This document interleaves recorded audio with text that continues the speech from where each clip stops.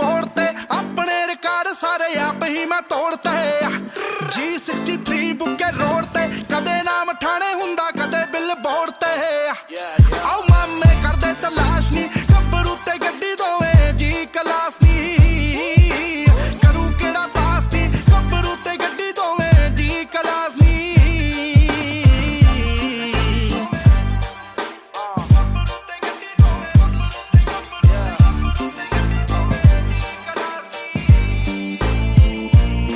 हो मुंडा टाउन करे रन नी कलम दे नाल आउन करे गन नी